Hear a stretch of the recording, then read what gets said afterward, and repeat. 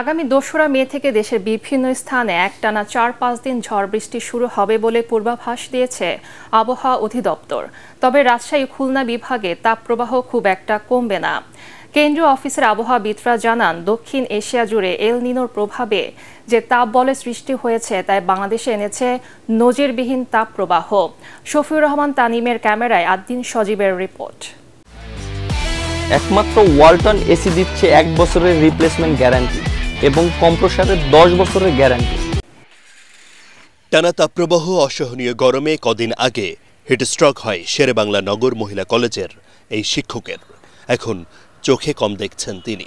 বলছে ডায়াবেটিস আর প্রেশার দুইটা কন্ট্রোল করে নিয়ে আসেন, তাহলে আমরা 23 তারিখে আপনার চোখে লেজার দিব, তারপরে 27 তারিখে চোখে ইনজেকশন দিব, এটা না হলে অপারেশন করব। আমাদের শেষ চিকিৎসা আর নেই। খরতাপে প্রায় 1 মাস ধরে পুড়ছে দেশ, জ্বলছে পিচ ঢালা রাজপথ।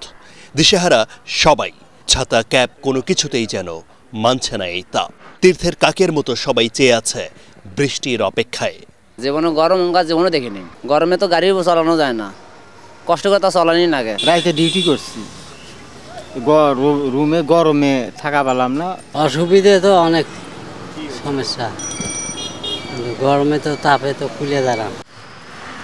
আবহাওয়া অফিস বলছে, এল নিনোর প্রভাবে দক্ষিণ এশিয়া জুড়ে চলছে এই তাপপ্রবাহ।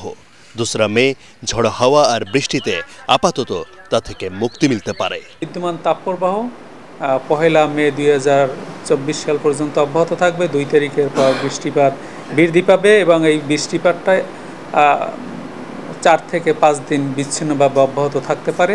তবে আপনারা জানেন যে এই বজ্রঝড় সৃষ্টির প্রবণতা ক্রমান্বয়ে 18 সালের পর থেকেই কমে যাচ্ছে। অসহনীয় এই দাবদাহে রাজধানীর বিভিন্ন এলাকায় ক্লান্ত পরিশ্রান্ত মানুষের জন্য নানা সেবা সহযোগিতা নিয়ে এগিয়ে এসেছেন অনেকেই। পুরো দক্ষিণ এশিয়ায় একই অবস্থা চলছে। আবহাওয়া অফিসের তথ্যে এবার কিছুটা স্বস্তি পেতে পারেন, কিন্তু অসুবিধাটা হচ্ছে পুরো মে মাসটাই উষ্ণ। এই সময়টাতে তাপপ্রবাহ আবার আগের মতো হতেও পারে। সেজন্য প্রয়োজন বেশি সচেতনতা, তা না হলে হতে পারে হিটস্ট্রোক, যেটাতে অনেকেই এ পর্যন্ত প্রাণ হারিয়েছেন। আদ্দিন সজীব, ATN বাংলা, ঢাকা।